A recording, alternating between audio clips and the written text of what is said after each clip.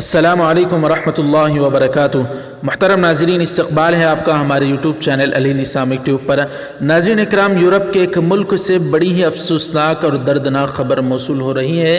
جی ہاں ناظرین اکرام، مقدس کتاب اللہ تعالیٰ کے کلام پاک قرآن مجید کو نظر آتش کر دینے کا واقعہ وہاں پر رونما ہوا ہے۔ بڑے ہی افسوس کے ساتھ اطلاع دینی پڑ رہی۔ ناظرین، گزشتہ سال بھی ناروے میں ایک بدبخت ملعون شخص نے بھرے مجمع میں قرآن پاک کے نسخے کو نظر آتش کرنے کی کوشش کی تھی، تو ایک مرد مجاہد عمر الیاس نامی شخص نے وہاں پر اس بدبخت ملعون کو لاتیں مار کر نیچے گرا دیا تھا، قرآن پاک کی حفاظت کر لی تھی۔ لیکن ناظرین اکرام، اس وقت پھر ایک اور افسوسناک خبر موصول ہو رہی ہے کہ سویڈن میں قرآن مجید کو نظر آتش کر دینے کی ناپاک حرکت کے خلاف شدید احتجاج وہاں کے مسلمان الحمدللہ کر رہے ہیں۔ ناظرین اکرام، عالمی خبر رساں ادارے کے مطابق سویڈن کے شہر مالمو میں دائیں بازو کے گروپ کے اراکین کی جانب سے مقدس کتاب قرآن پاک کو نظر آتش کرنے کا اعلان کیا گیا تھا، جس میں ڈنمارک کے متعصب سیاستداں راسمس پولودین کی بھی شرکت کی تھی۔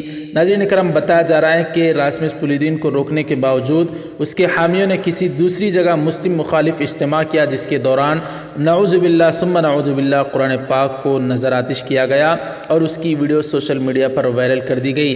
مسلمانوں کی کثیر تعداد نے سویڈن کے سڑکوں پر احتجاج کیا، جس کے دوران پولیس کی جانب سے تشدد کا راستہ اختیار کرنے پر احتجاج پرتشدد ہو گیا اور مشتعل ہجوم نے درجنوں تنصیبات کو نظر آتش کر دیا اور پتھراؤ سے پولیس اہلکار زخمی ہو گئے اور 9 مظاہرین کو حراست میں لے لیا گیا۔ ناظرین اکرام، بڑے ہی افسوس کی خبریں اس طرح سے یورپ کے ممالک سے موصول ہوتی رہتی ہیں۔ دین اسلام کو، اللہ کے نبی صلی اللہ علیہ وسلم کی شان میں گستاخی وہاں پر کی جاتی ہے اور پھر قرآن پاک کے نسخوں کو نعوذ باللہ نظر آتش کر دینے کا یہ واقعہ موصول ہوا ہے یورپ کے مالمو کنٹری کے مالمو علاقے سے۔ ناظرین اکرام، آپ حضرات اس خبر کو کس طرح سے دیکھتے ہیں ہمیں ضرور کمنٹ کر کے بتائیں۔ ویڈیو کو لائک کریں، زیادہ سے زیادہ شیئر کریں، چینل کو سبسکرائب فرما کر بیل آئیکن پر کلک کر کے آل پر کلک کر دیں۔ جزاک اللہ۔